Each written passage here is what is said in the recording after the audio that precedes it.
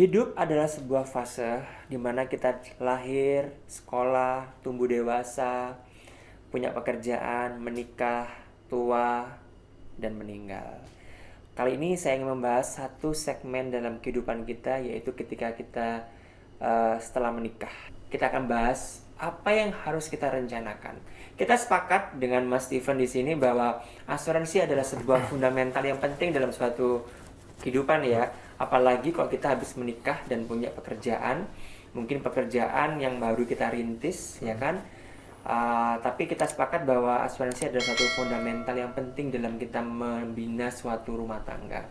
Mumpung belum ada momongan, mumpung belum ada biaya untuk menyekolahkan anak dan yang lainnya, kita harus mengaturnya. Ini ada Mas Steven, ada insurance planner yang akan memberikan insight ke kita gimana sih kita nih, karena kita sepakat bahwa asuransi adalah hal yang penting. Kalau kita baru saja menikah dan punya pekerjaan yang baru, tentu dong mungkin penghasilan juga belum stabil, mungkin kita punya perencanaan yang lain untuk beli rumah dan yang lain-lainnya. Di satu sisi asuransi itu penting. Jadi asuransi yang untuk awal-awal ini apa yang harus kita punya, Mas? Yang harus kita rencanakan untuk kita punya gitu.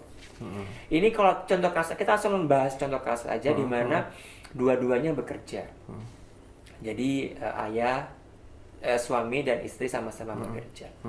Dan mungkin semuanya pasti punya BPJS kan ya. Dan ini lagi rencana mau hamil ceritanya seseorang ini, mereka ini. Jadi apa yang harus mereka rencanakan? Asuransi apa yang harus mereka persiapkan? Oke, pertanyaannya bagus banget ya dok ya. Kalau saya biasanya interview dulu gitu ya dengan calon mungkin saya klien. dianggap sebagai calon kliennya. Ya, saya interview kira-kira tujuan keuangannya apa, kemudian saya mau cari ini risiko-risiko apa yang bisa terjadi. Contoh yang sering kali tidak terpikirkan itu adalah kalau sampai, mungkin bukan asuransi jiwanya mereka berdua ya, atau mungkin asuransi kesehatan, karena mungkin dari kantor pun juga udah ada. Asuransi jiwa ya mungkin karena belum ada tanggungan dan dua-duanya punya penghasilan, bisa jadi itu dinomor duakan.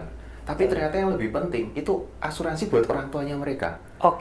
Karena pada saat orang tuanya mereka ini salah satunya ada yang sakit, ini berdua ini kan pasti akan dananya kan juga bocor, harus membiayain ke orang tua. Betul. Nah itu yang mesti jadi pertimbangan. Kadang itu yang kita nggak melihat gitu ya. Jadi harus kita tahu dulu ya. Tahu interview dulu kira-kira sebenarnya. Kalau ternyata orang tua udah punya BPJS. Nah itu beda cerita ya. Kalau misalnya. Karena semua pasti kan ini semua sudah BPJS gitu punya ya. kan. Oke lah, orang tua ada punya BPJS kan sudah oke, nggak ada yang bocor sebenarnya. Ya, kalau enggak terus apa yang harus saya lakukan ini? Kalau misalnya BPJS sudah ada, pertanyaan yang kedua adalah gimana asuransi jiwa untuk orang tua? Karena untuk mendapatkan warisan itu kan butuh biaya. Saya ke situ dulu sih gitu ya, karena kesehatannya udah di cover nih dari kantor. Nah, tapi kalau misalnya let's say kita bilang, oh udah nggak perlu asuransi jiwa karena anggap aja mereka udah punya nih orang tuanya. Nah berarti kita ke tahap berikutnya. Tahap berikutnya apa nih berdua ini asuransi kantornya gimana, pekerjaan gimana? Karena mungkin yang cowok ini aku pengen punya usaha sendiri ke depan gitu ya. Artinya kan tidak selamanya dia bekerja di situ. Artinya butuh asuransi kesehatan mumpung masih sehat. Nah itu yang jadi dasarnya adalah asuransi kesehatan dulu. Asuransi kesehatan dulu ya. Betul, untuk mensupport mungkin BPJS-nya ya. Karena kan sekarang kan mungkin tercover dengan masih muda. Ya asuransi itu lebih murah kalau kita belinya saat kita masih muda ya. Kalau saya boleh bilang secara premi iya dok. Iya kan. Tapi kalau kita bilang, ya ini hitung-hitungan matematika ya sebenarnya saya mau ambil tahun ini, mau ambil tahun depan, sama aja. Tetap kan pasti setiap tahun naik. Saya mau ambil sekarang ya misalnya 500 sebulan, tahun depan naik jadi 550 ya. Mau ngambil sekarang, mau ngambil tahun depan tetap itu akan naik biayanya. Cuman yang jadi pertimbangan adalah concern utama adalah masih sehat nggak sih? Nah itu yang paling utama ya, karena hari ini kita sehat belum tentu besok kita masih sehat. Betul. Nah itu yang jadi pertimbangan. Berapa persen dari penghasilan yang harus kita alokasikan untuk asuransi? Nah pertanyaan bagus ya. Biasanya kita pakai rumus ya dok ya, biar gampang. Itu adalah matematika ya. Tetap ya matematika. Perhitungan budgetnya adalah 10, 20, 30, 40. Apa itu? 10, nah 10 itu untuk perpuluhan, sosial, untuk zakat itu masuk 10%. 10% perpuluhan, Ya, yang 20% adalah untuk saving, investment, dan protection. Nah, itu masuk di situ. Untuk dana darurat, untuk investasi, untuk asuransi masuk di 20%. 20%. Ya. Kemudian yang 30 adalah cicilan.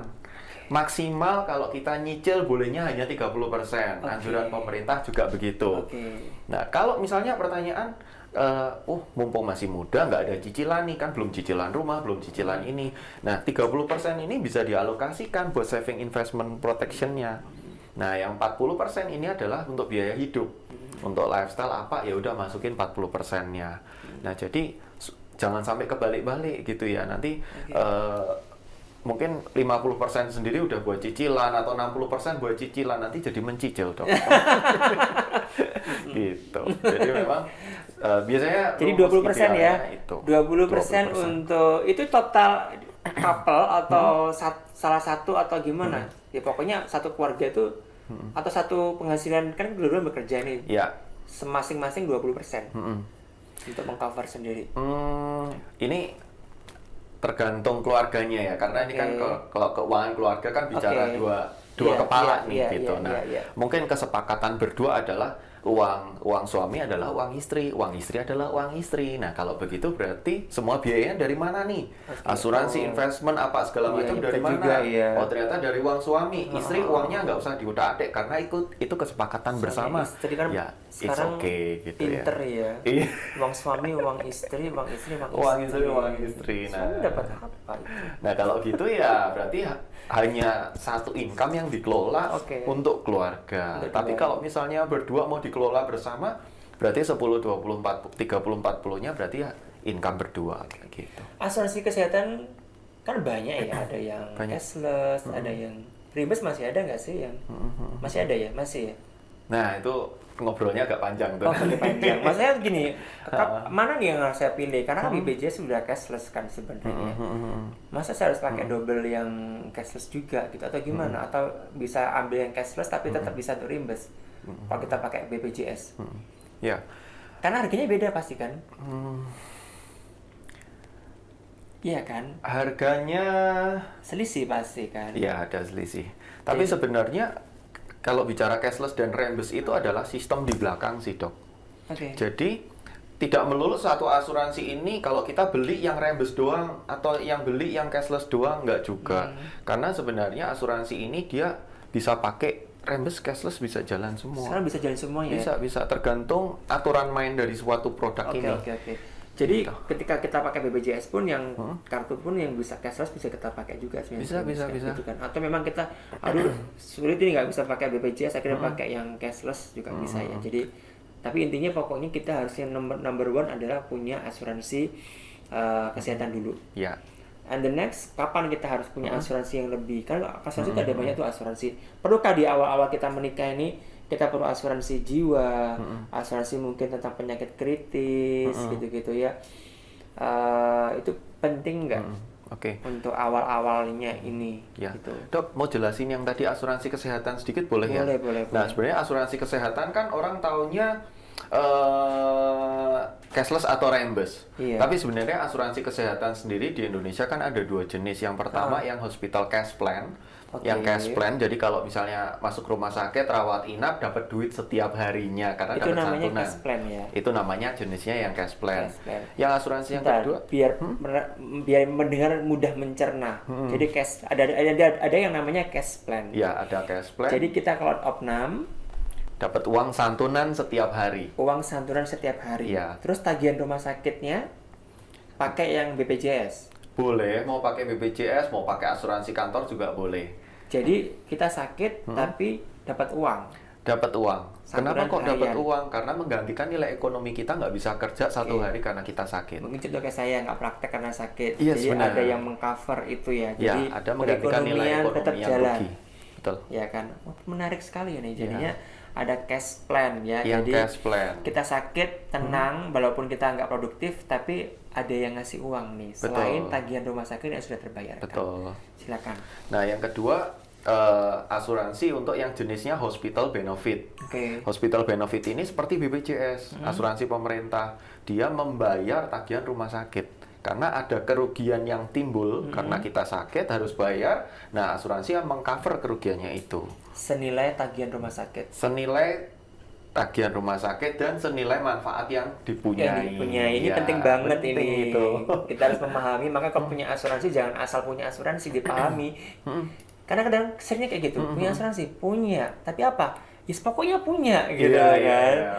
Itu penting banget ya. Termasuk kalau kita semuanya punya ahli waris ya, ahli jiwa itu harus benar-benar jelas ya. Ditulis beneficiary-nya itu siapa, ahli warisnya siapa gitu. Sampai termasuk ganti orang sudah berkeluarga, dulu mungkin belum berkeluarga, sekarang berkeluarga juga harus diganti, diurus ya. Ya. Hal sepele tapi yang sangat penting banget. Betul, itu penting banget. Nah, lanjut yang tadi hospital, untuk hospital yang jenisnya hospital benefit gitu ya dok. Nah, di hospital benefit sendiri itu kan macamnya kan ada yang sesuai billing tagihan karena dia punya plafonnya gede, atau yang dia sistemnya kamarnya masih ada limit-limitnya, kamar ada limit jatahnya berapa, obat berapa, tindakannya berapa, operasi berapa, itu juga ada. Nah, jadi memang kita harus milih, kita mau asuransi kesehatan yang mana sih? Yang hospital benefit atau yang cash plan, hospital benefit yang sistem plafon atau inner limit. Karena itu nanti preminya juga berbeda. Sesuai dengan budget 20% tadi kan. Sesuai dengan budget 20%. 20% tadi kan. Pilih yang terbaik. Atau dipisah-pisah lagi 20% ini kita pisah nih untuk kesehatan, untuk penting nggak sih jiwa dan yang lainnya tadi saya tanyakan tadi. Di awal kita menikah itu asuransi jiwa dan asuransi early stage penyakit kritis itu penting nggak sih sebenarnya? Karena mengingat ini masih 20% nih kan, kita belum banyak penghasilan gitu kan. Betul. Sebenarnya kalau dibilang butuh ya semua butuh ya. Tapi tergantung kondisi juga ya nanti. Tergantung mana prioritasnya dan tergantung 20% ini nilainya berapa ini. Benar. Dan tapi ada 30% cicilan enggak. Ternyata cicilannya udah 50% dok. Jadi 20%-nya mungkin tinggal 10. Dan tergantung kondisi juga ya. Mungkin dia punya satu faktor resiko. Benar. Penyakit keturunan yang mungkin ayahnya ibunya juga punya penyakit kanker atau apa, mungkin kita bisa gula gitu kan ya. Gitu kita bisa beli lebih di awal. Benar. Selain asuransi jiwa mungkin ya. Itu perlu diskusi juga sih dok. Jadi antara couple ini pertanyaannya ya, kalau meninggal apakah punya dampak secara keuangan gitu. Ternyata kalau misalnya misalnya pasangannya meninggal nih, ternyata dampak keuangannya cukup besar nih.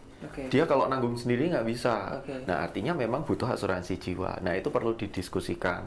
Terus pertanyaan lagi, kalau kena sakit kritis dampaknya gimana? Nah, kalau ternyata couple-nya ini punya income, oke nih lumayan nih. Kalau ibaratnya dia sakit kritis segala macam masih bisa cover ya sebenarnya nggak. Ya oke lah kalau mau ditahan dulu nggak beli asuransi sakit kritis. Tapi kalau nggak bisa, mau nggak mau harus beli kan asuransi sakit kritis. Nah, dengan budget yang 20% tadi kita cari sakit kritis apa nih? Yang butuh siapa duluan? Karena kan budgetnya terbatas nih 20%. Oh, ternyata dari yang cewek secara silsilahnya ya ibaratnya mungkin keluarganya banyak yang kena cancer. Ya artinya dia kasih asuransi sakit kritis duluan. Begitu nanti ada budget lebih ya baru ngomongin suaminya. Nah, kan kita bisa bicara diskusinya di situ. Nah, itu penting banget kenapa kita harus diskusi dan bikin perencanaan mitigasi resikonya. Itulah teman-teman semuanya Sobat Obras, pentingnya mitigasi resiko. Karena hidup ini pasti ada resikonya. Betul. Kita lahir resikonya kan mati pasti ya. Betul. Ada resiko-resiko yang lain, makanya jangan cinta aja. Sebelum menikah itu direncanakan, diomongin, ya kan? Tentang asuransi, keuangan, nanti anak-anak ini mau gimana.